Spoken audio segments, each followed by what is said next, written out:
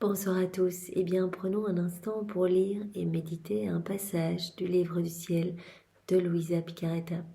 Au nom du Père qui m'a créé, du Fils qui m'a sauvé et du Saint-Esprit qui me sanctifie. Amen. Jésus, je m'immerge en toi, dans ta divine volonté, dans ton acte unique et éternel d'amour. Je m'unis à toi, je m'identifie à toi, je me consume en toi, je fusionne ma volonté dans la tienne et je t'invite dans mon cœur, Jésus, pour que tu prennes les commandes de mon existence jusqu'à mon dernier souffle. Viens particulièrement en cet instant et bien parler à travers ma bouche, méditer à travers mon intelligence, viens placer dans nos cœurs, dans chacun de nos cœurs, bien, ton amour à toi, ta sagesse, pour que nous puissions accueillir bien, ce nouvel enseignement que tu nous donnes pour que nous t'aimions mieux, que nous t'aimions plus, que nous nous unissions à toi continuellement. Alors vraiment, Seigneur, que rien ne se perde et que ces mots bénis puissent s'infuser en nous et que nous puissions les mettre en pratique pour ta gloire, celle de ton Père et celle de l'Esprit Saint. Souffle sur chacun de nous ton Esprit Saint, Seigneur, et vraiment fais de nous de bons petits instruments de paix, d'amour et de miséricorde entre tes mains, des petites sources de joie, de réjouissance pour toi et pour la Trinité. Merci Seigneur d'accepter bien cette offrande que nous te faisons de nos volontés, de nos vies, de nos émotions, de nos pensées. Nous te donnons tout ce que nous sommes et nous t'appelons vraiment pour que tu vives en nous, que tu continues ta vie en nous, que tu la prolonges. Alors le passage que nous allons méditer ensemble est celui du 22 mars 1927. Nous sommes dans le volume 21 et c'est Louisa qui parle. Poursuivant dans mon état habituel, je suivais la divine volonté dans la création, allant d'une chose créée à une autre. Elle est occupée à faire ses rondes dans la création, à placer son amour, ses adorations, ses louanges, ses bénédictions sur chaque élément créé. Elle suit la divine volonté qui est en train d'opérer et agir. Elle lui tient compagnie et elle demande sur chaque élément créé que vienne s'établir sur la terre le royaume de la divine volonté. Et j'appelais ma douce vie, mon cher Jésus, pour qu'il vienne suivre avec les actes de sa volonté dans toutes les choses créées.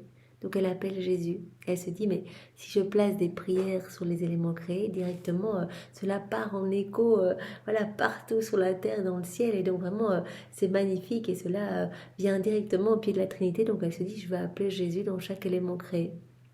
Ne le voyant pas, je sentais le clou de sa privation me transpercer.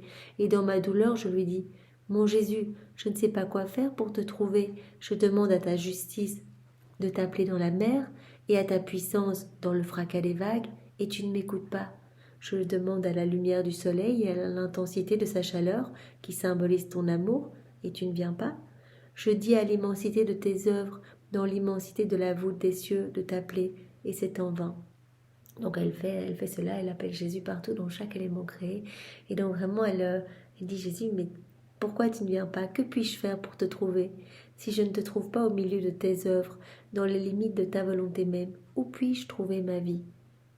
J'épanchai ainsi ma peine lorsqu'il se manifesta en moi et me dit, comme tu es belle, ma fille, qu'il est beau de voir ta petitesse perdue dans ma volonté. Donc Louisa, voilà, elle se plonge dans l'immensité des cieux pour appeler Jésus.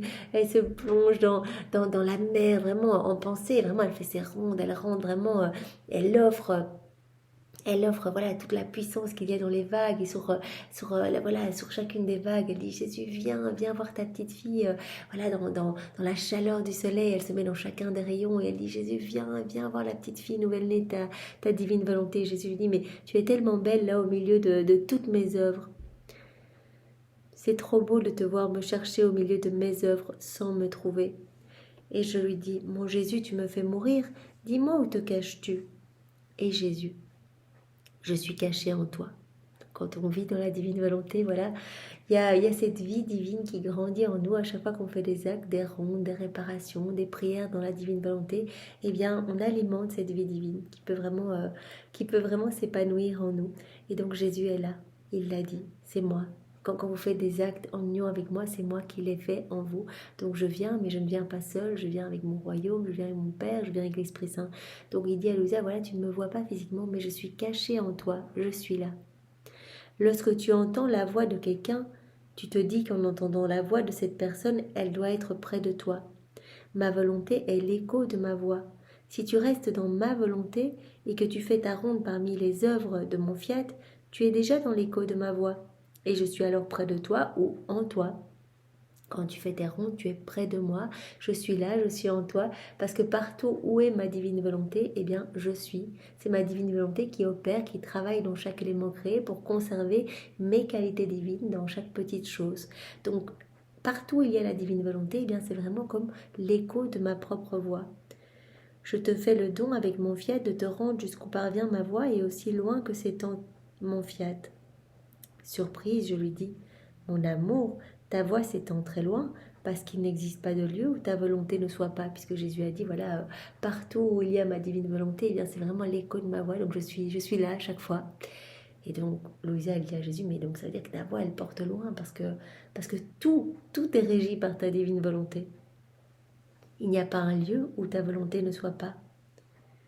Et Jésus ajouta, certainement ma fille, il ne peut y avoir ni volonté ni voix s'il n'y a pas quelqu'un pour les émettre. Donc Jésus est bien là partout. C'est pourquoi ma volonté est partout, il n'y a pas de lieu où ma voix, qui porte mon fiat à toute chose, ne parvient pas. Par conséquent, si tu te trouves dans ma volonté au milieu de mes œuvres, tu peux être sûr que ton Jésus est avec toi. Je pensais après cela au grand bien que la divine volonté nous apporte.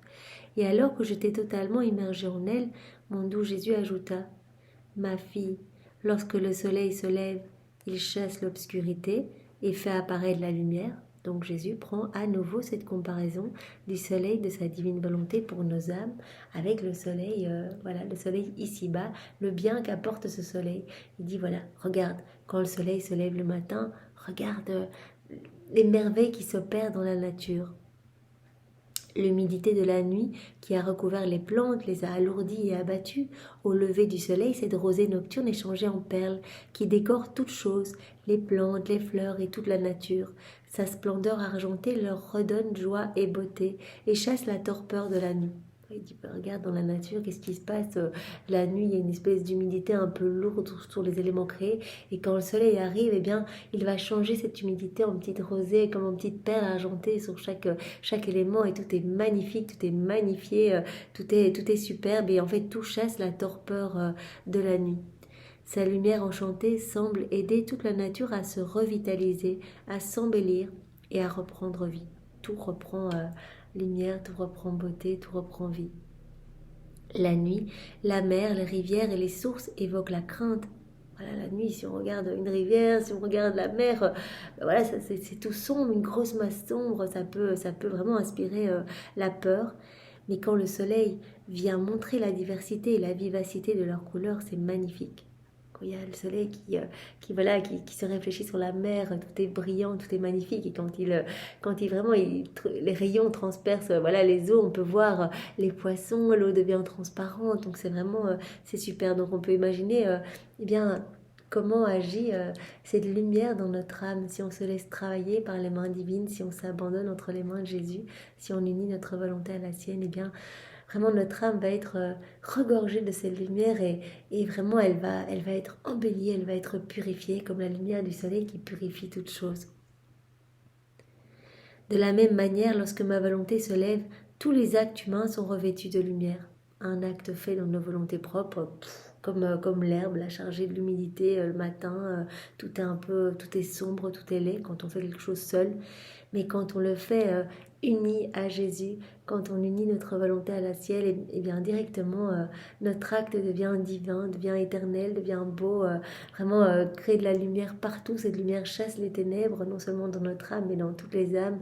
Et notre âme devient vraiment un ciel nouveau en fait. À chaque acte fait, il y a de nouvelles merveilles que Jésus installe en nous, en fait, dans notre cœur, parce qu'il prononce à chaque fois son fiat créateur. Donc quelque chose de nouveau s'opère à chaque fois. Lorsque ma volonté se lève, tous les actes humains sont revêtus de lumière. Ils viennent prendre leur place d'honneur dans ma volonté. Chacun d'eux prend une beauté distincte et la brillance des couleurs divines, de telle sorte que l'âme en demeure transfigurée et recouverte d'une indescriptible beauté. Transfigurée.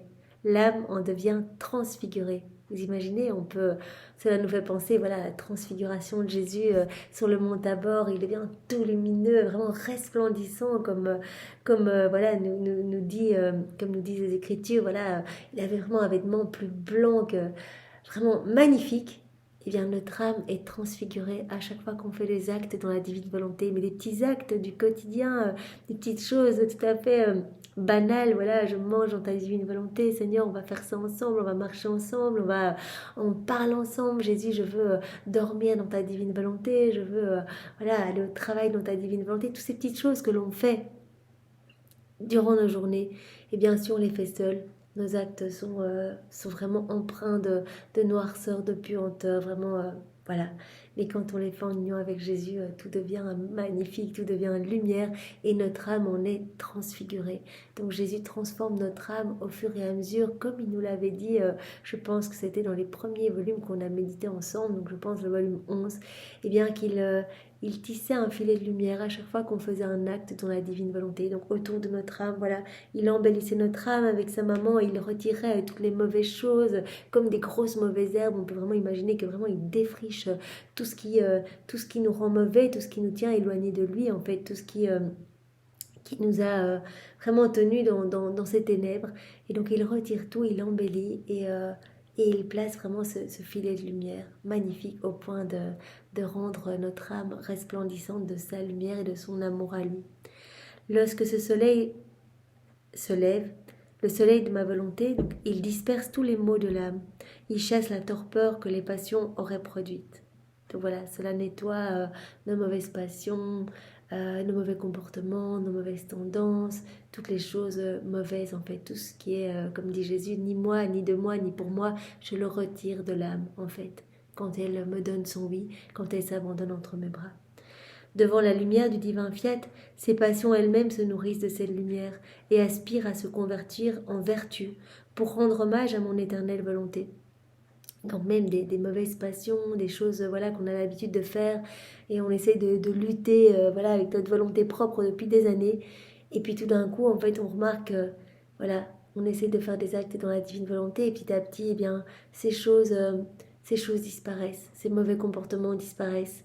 Et Jésus vraiment nous remplit de lui. On ne pense plus qu'à lui et il nous donne vraiment cette sainte indifférence pour les choses du monde. C'est vraiment ce saint détachement pour tout ce qui nous entoure.